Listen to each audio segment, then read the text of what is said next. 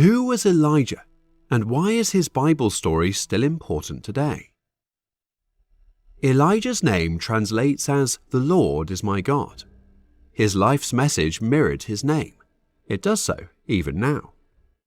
Not only is there proof of this man scattered throughout the Old Testament, but there is also reference of him peppered throughout the New Testament. So, who exactly was Elijah? What did he achieve? What was he like as a person? How did his faith intersect with his daily life? And how does he influence us? Let us look at 12 of Elijah's traits and see how this man of faith inspires us today. Number 1. The prophet suffered with depression. He sat down under a solitary broom tree and prayed that he might die. "I have had enough, Lord," he said. "Take my life, for I am no better than my ancestors who have already died." 1 Kings 19:4. Depression is frequently triggered by life events and can really drag you down. There are multiple allusions to this terrible condition in the Bible, and the Bible depicts the trials of persons who suffered from this state despite being God's faithful workers. These men did not suffer primarily because they were sinners. They suffered because they were human and were susceptible to severe pressures. Elijah grew despondent when he was rebuked while anticipating a moment of triumph. His lofty hopes were crushed. He became sick at heart. Up until this point, Elijah had been the epitome of spiritual courage. That appears to be quite compelling. It turns out he's not the only prophet dealing with this. Other big names who went through this taxing state in the Bible include Moses, David, just read the Psalms, Job, Judas, Samson, and Saul. Each of these figures has a story to tell, and there are many more, but we'll concentrate on a few days in Elijah's life. You can feel down after big achievements. When Elijah was depressed, he had just experienced the biggest highlight of his career. Here's what happened just a few hours before he was asking God to take his life. He prayed for rain, and it came after a 7-year drought. He had just called down actual fire from heaven. The nation of Israel had turned back to God. He had just taken out 850 pagan prophets in a showdown. He got tremendous speed and outran the king's chariot. Needless to say, things were looking up for Elijah, but it only took a threat from Queen Jezebel to send him fleeing, frightened for his life and feeling sad. Number 2. He revived a dead body. Because there was no water to drink, Elijah eventually left his hideout, and God sent him to a certain widow who would care for him. The woman was impoverished and didn't have enough for herself or her kid, yet she gave Elijah everything she had.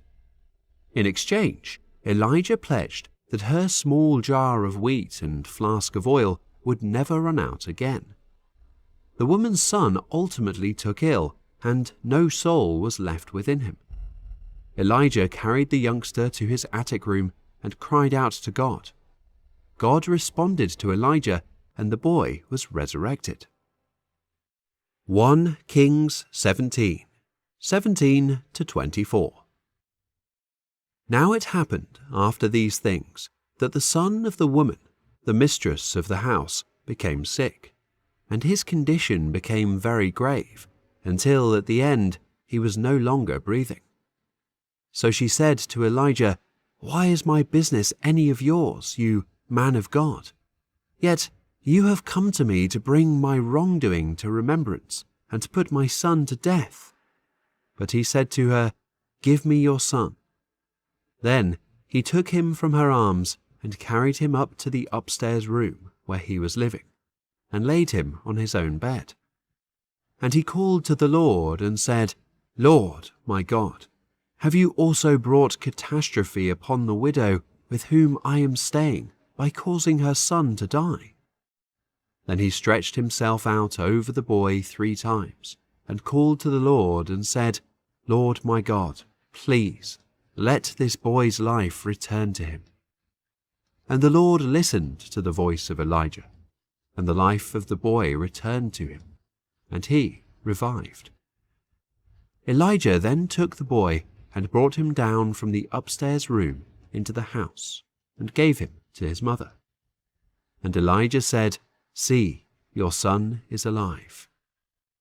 Then the woman said to Elijah, "Now I know that you are a man of God, and that the word of the Lord in your mouth is truth." Number 3. He chastised an evil king and was fed by ravens. Elijah initially appears in 1 Kings 17, where he is identified as an inhabitant of Toshal, hence a Tishbe, from the Gilead region.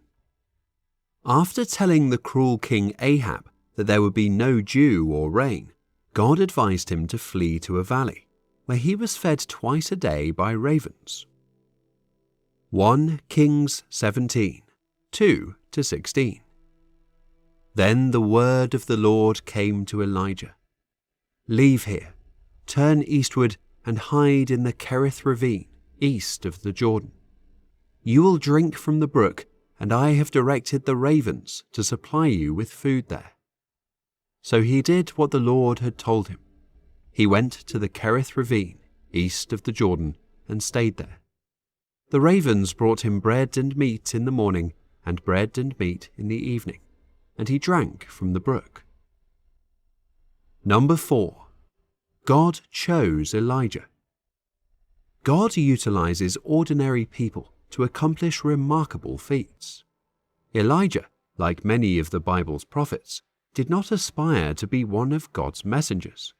Instead, God appointed him to the role. When he was summoned, Elijah did not hesitate to accept his assignment, even though the cruel king appeared to be threatening his life. Elijah immediately rushed out for Samaria's central city to deliver the announcement to King Ahab. Then God sent Elijah into hiding as the drought dried up the rivers and ruined the nation's crops. 1 Kings 18, 1. New American Standard Bible. Now it happened after many days that the word of the Lord came to Elijah in the 3rd year, saying, "Go, present yourself to Ahab, and I will provide rain on the face of the earth." Elijah was chosen to confront the followers of Baal simply because he had a relationship with God. In addition to challenging Baal's prophets on Mount Carmel, he accomplished other miracles, including delivering an unlimited supply of wheat to a widow and reviving a little boy from the dead. Number 5. Elijah was a man who heard God. We see people tilting their ear toward the Almighty time and again in the Bible, including Elijah on this list. Call him a man who heard God. We observe Elijah leaning his ear throughout 1 Kings 17-22, as well as throughout 2 Kings 1 and 2. 1 Kings 17, 2-3. Then the word of the Lord came to him, saying, "Go away from here and turn eastward, and hide yourself by the brook Cherith, which is east of the Jordan." 1 Kings 19, 9. New American Standard Bible. Then he came there to a cave, and spent the night there. And behold, the word of the Lord came to him. And he said to him, "What are you doing here, Elijah?" Number 6. He got carried into heaven. Elijah's earthly life came to an end spectacularly. Elijah crossed the Jordan River with his student and successor Elisha, which he split by striking it with his cloak. A blazing chariot carried by fiery horses drove up between them as the two strolled and talked, and Elijah was swept up to heaven. 2 Kings 2, 1-12. New American Standard Bible. Now it came about, when the Lord was about to bring Elijah up by a whirlwind to heaven, that Elijah left Gilgal with Elisha. And Elijah said to Elisha, "Stay here, please, for the Lord has sent me as far as Bethel." But Elisha said, "As surely as the Lord lives, and as you yourself live, I will not leave you." So they went down to Bethel. Then the sons of the prophets who were at Bethel went out to Elisha and said to him, "Are you aware that the Lord will take away your master from over you today?" And he said, "Yes, I am aware. Say nothing about it." And Elijah said to him, "Elisha, please stay here, for the Lord has sent me to Jericho." But he said, "As surely as the Lord lives, and as you yourself live, I will not leave you." So they came to Jericho. Then the sons of the prophets who were at Jericho approached Elisha and said to him, "Do you know that the Lord will take away your master from over you today?" And he answered, "Yes, I know. Say nothing about it." And Elijah said to him, "Please stay here, for the Lord has sent me to the Jordan." But he said, "As surely as the Lord lives, and as you yourself live, I will not leave you." So the two of them went on. Now 50 men of the sons of the prophets went and stood opposite them at a distance, while the two of them stood by the Jordan. And Elijah took his coat, folded it, and struck the waters. And they were divided here and there, so that the two of them crossed over on dry ground. When they had crossed over, Elijah said to Elisha, "Ask me what I should do for you before I am taken from you." And Elisha said, "Please, let a double portion of your spirit be upon me." He said, "You have asked a hard thing. Nevertheless, if you see me when I am taken from you, it shall be so for you. But if not, it shall not be so." And as they were walking along and talking, behold, a chariot of fire appeared with horses of fire, and they separated the two of them. Then Elijah went up by a whirlwind to heaven, and Elisha was watching it, and he was crying out, my father, the chariot of Israel and its horsemen." And he did not see Elijah again. Then he took hold of his own clothes and tore them in 2 pieces. Number 7. Elijah was a man who walked in obedience. Numerous times God ushered Elijah to speak hard truths, trust for provision when circumstances seemed bleak, or stand firm in faith of God's promises being fulfilled. Time and time again, Elijah set the example of loyal obedience to God our Father. So he went and did according to Yahweh's word, for he went and lived by the brook Cherith that is before the Jordan. 1 Kings 17:5. So he arose and went to Zarephath. 1 Kings 17:10. Number 8. Elijah was a man who experienced God's provision. Elijah drank in God's promises and found his needs quenched by the Almighty's hand. Here are 3 instances. A handful of flour and a few drops of oil multiplied for miraculous sustenance. 1 Kings 17:7-24. Elijah ran with energy far beyond human capability. 1 Kings 18:41-46. And Elijah said to Ahab, "Go, eat and drink, for there is the sound of a heavy rain." So Ahab went off to eat and drink, but Elijah climbed to the top of Carmel, bent down to the ground, and put his face between his knees. "Go and look toward the sea," he told his servant, and he went up and looked. "There is nothing there," he said. 7 times Elijah said, "Go back." The 7th time the servant reported, "A cloud as small as a man's hand is rising from the sea." So Elijah said, "Go and tell Ahab, hitch up your chariot and go down before the rain stops you." Meanwhile, the sky grew black with clouds, the wind rose, a heavy rain started falling, and Ahab rode off to Jezreel. The power of the Lord came on Elijah, and tucking his cloak into his belt, he ran ahead of Ahab all the way to Jezreel. In Elijah's life, God's provision is seen clearly and magnificently.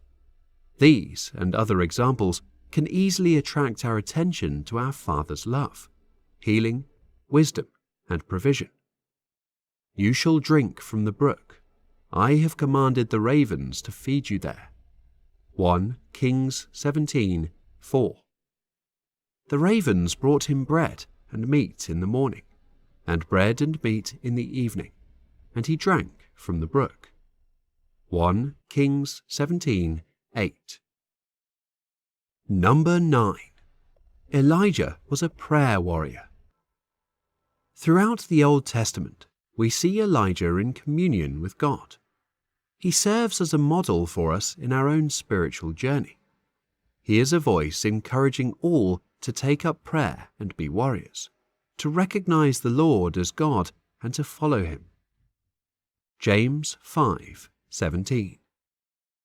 Elijah was a human being, even as we are. He prayed earnestly that it would not rain, and it did not rain on the land for 3.5 years. Number 10. Elijah was brave. The message Elijah championed was simple and obvious, but not everyone wanted to hear it. Jezebel was at the head of the queue, and she sought out and executed God's prophets. Meanwhile, her husband, King Ahab, tolerated it and continued to worship Baal. An unfavorable message, on the other hand, did not dissuade Elijah. He fought bravely for God Almighty and the messages sent from above, even whether those messages contained difficulties, correction, or unpleasant news for the recipient. He answered him, "It is I. Go, tell your Lord, behold, Elijah is here." 1 Kings 18:8. Number 11. Elijah hated and confronted evil. Jezebel persuaded her husband, King Ahab, to worship Baal rather than God. In the sight of the Lord, Ahab did ill by disobeying the Lord's commandments. It was a dreadful spectacle in Israel. Elijah steps forward. God sent him to speak harsh words, to deliver accountability and warning where it was warranted, and to champion faith in the Almighty. Follow the thread as he confronts Ahab, then challenges followers of Baal with water, an offering, and fire, all noted in 1 Kings 18. He answered, "I have not troubled Israel, but you and your father's house, in that you have forsaken Yahweh's commandments, and you have." Number 12. Elijah expected miracles. Miracles appear throughout Elijah's mission. He stood as a man who believed in God and expected God to keep his word. We see miracles along the way. A bull offering soaked in water, enough to overflow and fill the surrounding trench, was ineffective against God's fire. That is a miracle at the hands of God Almighty, in my opinion. Then Yahweh's fire fell and consumed the burnt offering, the wood, the stones, and the dust, and licked up the water that was in the trench. 1 Kings 18:38. There are many facts in the Word that can surprise us. An example is the facts about Jesus. To watch that video, click here. Here.